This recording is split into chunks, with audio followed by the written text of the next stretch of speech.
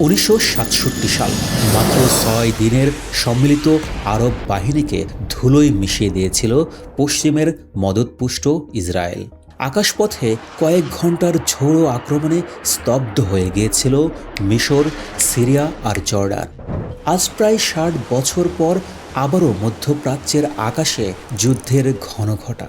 কিন্তু এবার প্রতিপক্ষ কোনো জোট নয়, বরং একাকী দাঁড়িয়ে আছে পারস্যের সিংহ ইরান। প্রশ্ন হলো, আধুনিক সমরাস্ত্রে সজ্জিত বিশ্বের 1 নম্বর পরাশক্তি যুক্তরাষ্ট্রের সামনে ইরান কি সেই 1967 আরব দেশগুলোর মতোই ধসে পড়বে, নাকি কারবালার সেই অবিনাশী চেতনা নিয়ে তারা রুখে দাঁড়াবে মাসের পর মাস? আজকের ভিডিওর শেষে আমরা দেখব কেন পেন্টাগনের জেনারেলরা ইরান আক্রমণ করার আগে 10 বার ভাবেন। স্বাগতম আমাদের আজকের বিশেষ বিশ্লেষণে।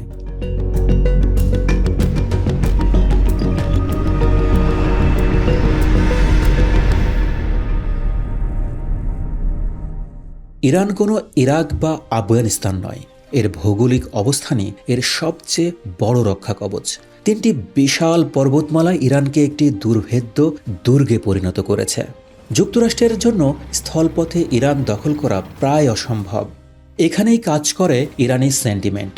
ইরানের সাধারণ মানুষ এবং তাদের বিপ্লবী গার্ডসের কাছে এই লড়াই শুধু ভূখণ্ডের নয়, বরং এটি তাদের অস্তিত্ব এবং বিশ্বাসের লড়াই। গত 4 দশক ধরে চরম অর্থনৈতিক অবরোধের মধ্যেও তারা নিজেদের প্রতিরক্ষা ব্যবস্থা গড়ে তুলেছে নিজেদের প্রযুক্তিতে। জেনারেল কাসেম সোলাইমানির শাহাদাত বরণ ইরানিদের মধ্যে যে প্রতিশোধের আগুন জ্বালিয়ে দিয়েছে, তা যে কোনো আধুনিক মিসাইলের চেয়েও শক্তিশালী। আসুন কিছু ডেটা দেখা যাক। গ্লোবাল ফায়ার পাওয়ার ইন্ডেক্স অনুযায়ী শক্তির বিচারে যুক্তরাষ্ট্র অনেক এগিয়ে, কিন্তু আধুনিক যুদ্ধ মানেই শুধু সংখ্যাতত্ত্ব নয়। মধ্যপ্রাচ্যে ইরানের রয়েছে সবচেয়ে বড় মিসাইল ভান্ডার। তাদের খেইবার বা ফাত্তা হাইপারসোনিক মিসাইল মাত্র কয়েক মিনিটে ইসরায়েল বা মার্কিন ঘাঁটিতে আঘাত হানতে সক্ষম। ইউক্রেন যুদ্ধে বিশ্ব দেখেছে ইরানি ড্রোনের ক্ষমতা। রাশিয়ার হাতে থাকা ইরানি শাহেদ 136 ড্রোন পশ্চিমাদের ঘুম কেড়ে নিয়েছে। লেবাননের হিজবুল্লাহ, ইয়েমেনের হুথি আর ইরাকের প্রতিরোধ যোদ্ধারা ইরানের হয়ে একযোগে লড়াই শুরু করলে পুরো মধ্যপ্রাচ্য যুক্তরাষ্ট্রের জন্য নরক হয়ে উঠবে।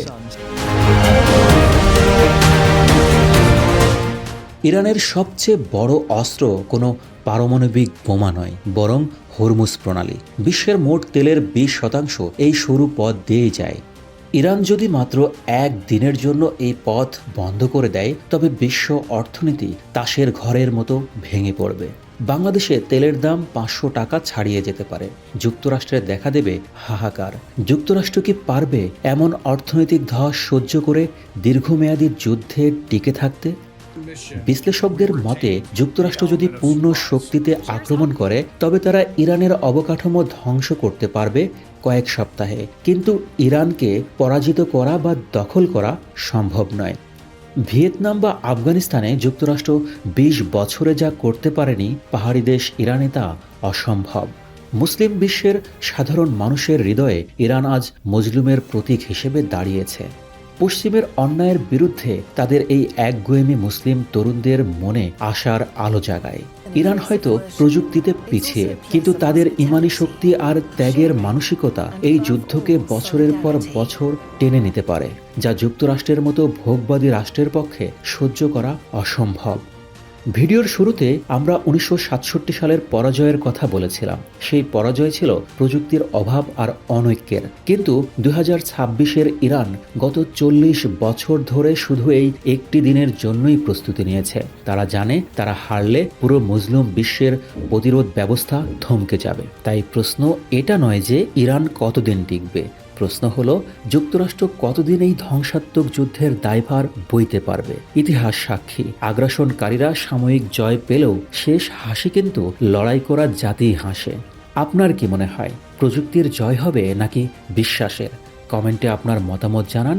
ভিডিওটি ভালো লাগলে শেয়ার করুন।